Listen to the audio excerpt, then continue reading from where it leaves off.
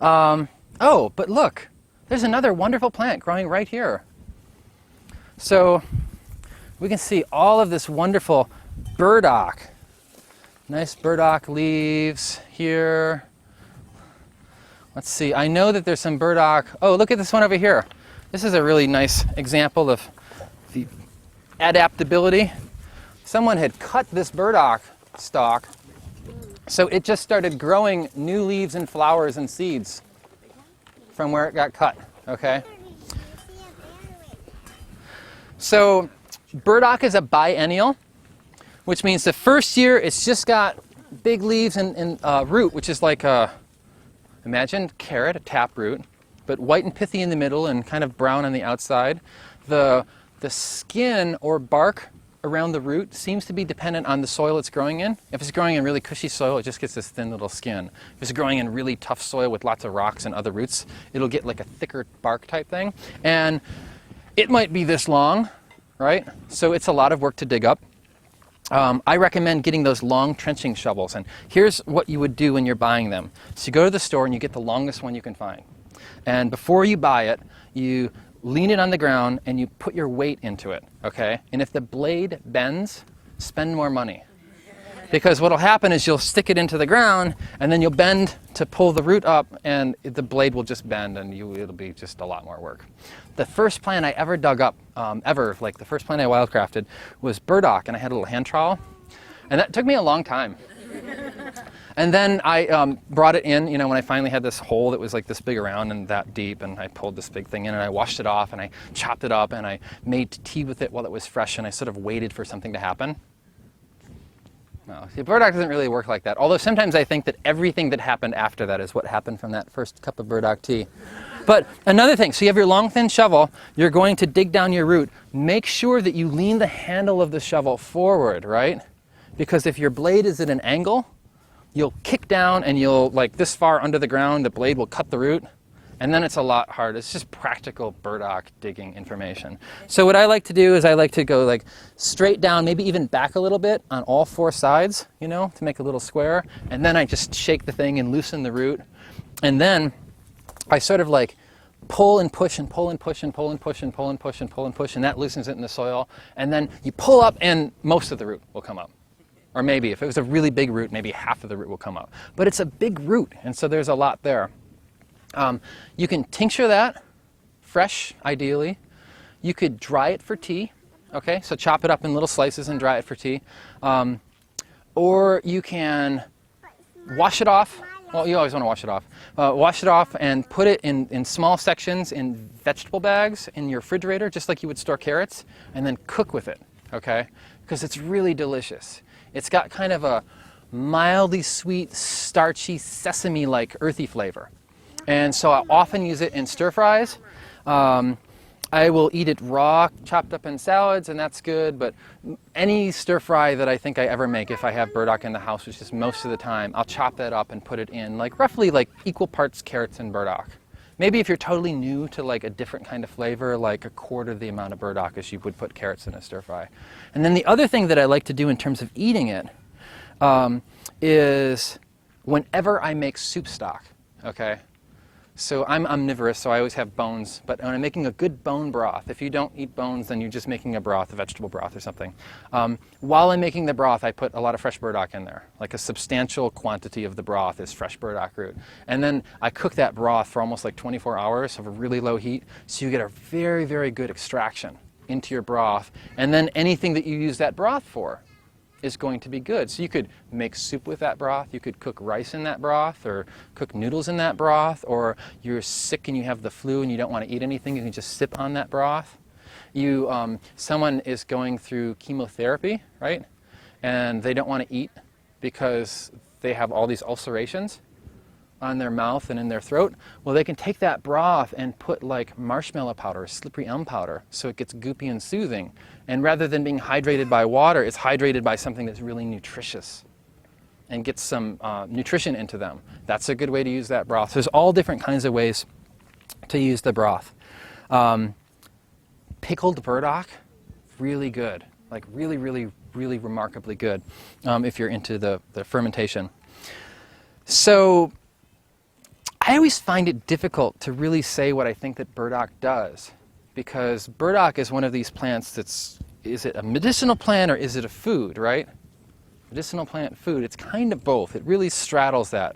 It's a little bit more medicinal than just a food, I guess, maybe kinda, but it's really difficult to say where to draw that line. So the way that I go about saying what it does is to talk about the kind of plant that it is. In Western herbalism, we would call burdock an alterative, okay? So alteratives have been called blood cleansers or blood purifiers or detoxifiers, and I don't like any of those words, right? Because if you say it's a blood purifier or a blood cleanser, you get this impression that it has like a direct action upon the blood, like yarrow might, or that it's working on the circulation. And I don't find that to be the case. I think it works more on the metabolism, and then cleaner blood, quote unquote, is what you get as a result of its use, not because it's acting directly to do that. And then also when we say blood, well, when the old herbalists would say like, oh, someone has bad blood, they weren't talking about blood so much as like the lymphatic system, and they had lymphatic congestion and stagnation and sluggishness. That would be what they meant when they said bad blood. So blood is just confusing. And then when you say detoxifier or purifier or cleanser, I think it shifts your focus into one aspect of what burdock does, and then might make you not think so much about the other aspects.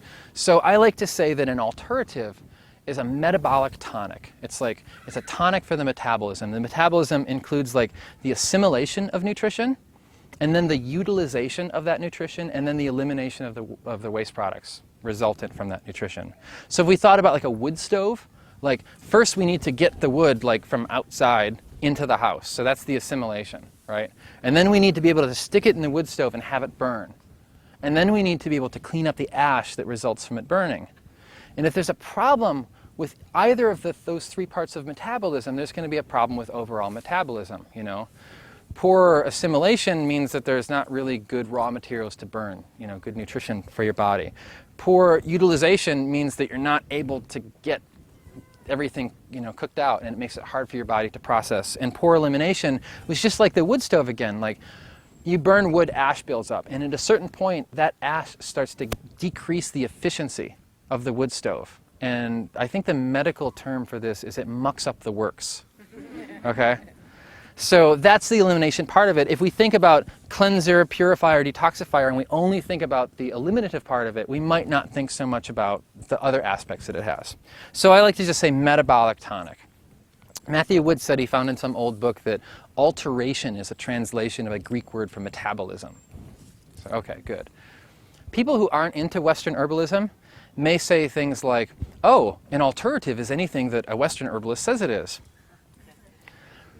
But I've also heard people, like there's certain plants that everyone agrees is an alterative, and then there's like the fringe ones. Like I've heard some people say like, oh, hawthorn is like an alterative for the heart. And yeah, I don't think so. I think it's like a cardiac tonic or a trophorestorative. But I pretty much limit the use of the word alterative to things having to do with metabolism. So if your metabolism is functioning more efficiently, it's just you're absorbing nutrition better, and you're able to burn it up better, and able to remove the waste products better, then that means your body is running in a more energy efficient way, right? So then how, when we're trying to say what the medicinal uses of burdock is, like what's the burdock acting on your body, and what is your body just doing things because it's working better? You know, it becomes hard for me to say what's what. So I can talk about things that are associated with burdock use, which is a lot of skin conditions will improve, maybe not go away, but they improve when you start to use burdock, specifically ones that involve like the sebaceous glands of the skin. So you either have like really, really, really insanely oily skin, or you have really, really, really, really bone dry skin, or you have some contrast, so like your skin is totally dry, but your scalp is all dandruff and oil, and you know, maybe you have like, you keep getting skin cysts around hair follicles. Burdock would be something good for that. And burdock requires persistent use to have an effect. It's not something you take for a week and you're like, oh, it's not working yet, right? Use it consistently. Alteratives, if you think about the scope of different alteratives, they will cover the metabolism as a whole, but most of them seem to have like an emphasis in a certain area. So it's like maybe when the plants a long time ago, before we all got here, however we got here, they were in herb college, right? And they're like, I'm going to major in alterative with an emphasis in like the kidneys and lymphatic system. That might be like cleavers, okay? So cleavers is an alterative, but it has a stronger emphasis in treating the urinary and lymphatic system, whereas like dandelion root or yellow dock root is more like an alterative with a stronger emphasis on like the liver, gallbladder, lower digestive tract. And because they're bitter, they help with all these digestive secretions that break down food, and they help with absorption. So when people have more absorption issues, the more bitter alteratives are maybe more indicated for them. And a lot of times they have lower digestive problems because they have all this food that's not properly broken down. It's going through their digestive tract, and they're like, ooh, fats and oils and lipids. People will often say that burdock is bitter. Yeah, a little bit. But it's not really, like it's not, when I'm thinking about the scope of bitter herbs, burdock is not one that I would name as like an archetype for like, oh, a bitter herb like burdock. I might say that about dandelion root, which even that isn't super bitter, but burdock doesn't strike me as one. So its little niche in the realm of all these different alterative tonics is that it's really pretty balanced in all of its actions. It has some action on the lymphatic system. It has an action on the urinary tract. It has an action on the liver and lower digestive tract, but not really heavily swung one way or the other. The leaves you can use too. So there's Henriette Kress in Helsinki. Just doesn't care to dig the root, so she uses the leaves and says that they're a much stronger diuretic than the root is. And then after the plant goes, so like this one here is forming its seeds right now, and it'll form its burrs. You know, the greatest way to collect burdock seed is just send your dog out in a place where burdock grows and you pick that up. They're actually, the burdock seed is a real pain to process and harvest yourself because it's laden with so many steps that cause you to be like, oh, there's things sticking into my skin. But the seeds have similar actions. There's maybe more of a focus on clearing waste products through the skin. And their effect is more immediate, but not as permanent, okay? So William Cook, the physiomedicalist, divided herbs up into the classes of diffusives and permanents. And diffusives were things that had a more immediate action, but their action was more transient. So they worked while you were using them, and then you stop using them and you don't retain a whole lot. They're more working on reflex reactions, maybe, or working through the nervous system. And permanents were things that sort of like, I mean, most of the alternative plants are permanents. They're working by going through the metabolism and going through the body and having a more deep core action upon the body. And Cook said that burdock root was more permanent, burdock seed was more diffusive. So if you're giving, someone has skin problems, they have eczema or psoriasis or some kind of skin problem, you want to give them burdock because in a lot of cases it's going to be helpful. But you might put some burdock seed in from the get-go so it starts working a little bit quicker. You don't need to keep it in there the whole time, but just so it sort of stimulates the action of the plant. Diffusives were known as sort of like energizers. You add something diffusive to the formula, it helps to tie things together and make it work a little bit more quickly, more effectively. Was that clapping of like... They were clapping you. Okay. They could hear you. Oh, they could... Yeah! Score! So, I've read people say things like, oh, well, if you want to collect burdock seed, just, put them in a paper bag and roll over them with a rolling pin. Like, yeah. Okay, this is my way of saying to do it. The greatest way to get burdock seed is to find a place that processes seeds, that grows their own burdock. In New England, there's two places, and I mix up which one has burdock, but there's the Flack Family Farm and Kate Farm. Maybe both of them you can buy burdock seeds, and they grow them, and you get the seeds, and they're already processed, and it's easy. And sometimes that's okay. Even if you love gathering your own stuff, sometimes it's okay to get like a half pound of burdock seed and not have to go through pulling the burrs apart and picking out the little worms and then realizing you have like stuff sticking in you and you have to take duct tape and put it on your skin and to get them off.